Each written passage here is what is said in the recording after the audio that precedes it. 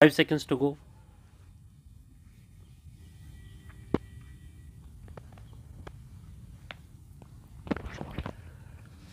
Start. Despite the institution of the said suit and its pendency before the first court of civil judge, junior division, Barasat, the respondent made such a statement in the affidavit. Stop. That apart, what is stated in the application is that he is the secretary of the school, run by the trust. Stop. Para. The materials on record pertaining to the said pleadings instituted in the civil suit, produced in this proceeding would reveal that the respondent was in fact ousted from the membership of the trust. Stop. In the counter affidavit filed in this proceeding, the respondent has virtually admitted the pendency of the suit filed against his removal from the post of secretary and the trusteeship and its pendency. Stop. The factum of passing of adverse orders in the interlocutory applications in the said civil suit, as also the prima facie finding and conclusion arrived at by the civil court that the respondent stands removed from the post of secretary and also from the trusteeship, are also not disputed therein. Stop. Then, the question is, why would the respondent conceal those relevant aspects? Sign of interrogation. The indisputable and undisputed facts (start) admitted in the counter affidavit by the respondent (close) would reveal the existence of the civil dispute on removal of the respondent from the post of secretary of the school, as also from the trusteeship. Stop. Obviously, it can only be taken that since the removal from the office of the secretary and the trusteeship was the causative incident, he concealed the pendency of the civil suit to cover up the civil nature of the dispute. Stop. Para.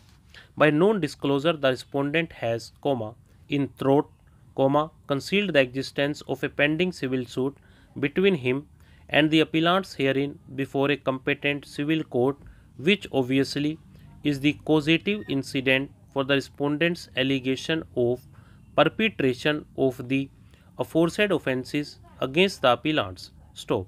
We will deal with it further and also its impact a little later. Stop.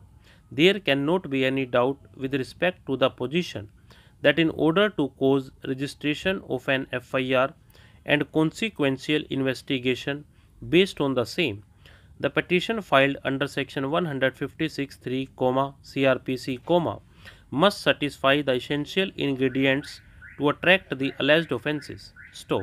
In other words, if such allegations in the petition are vague and are not specific with respect to the alleged offences, it cannot lead to an order for registration of an FIR and investigation on the accusation of commission on the offences alleged. Stop. As noticed herein above, the respondent alleged commission of offences under sections 323, 384, 406, 423, 467, 468, 420 and 120b, IPC against the appellants. Stop.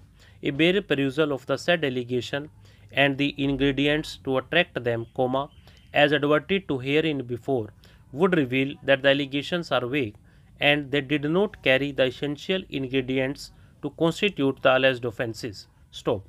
There is absolutely no allegation in the complaint that the appellants herein had caused hurt on the respondent, so also, they did not reveal a case that the appellants had intentionally put the respondent in fear of injury, either to himself or another, or by putting him under such fear or injury, dishonestly induced him to deliver any property or valuable security. Stop.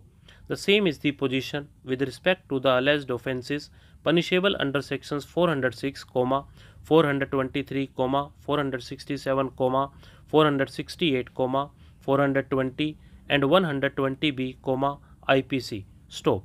The ingredients to attract the alleged offence referred to herein before and the nature of the allegations contained in the application filed by the respondent would undoubtedly make it clear.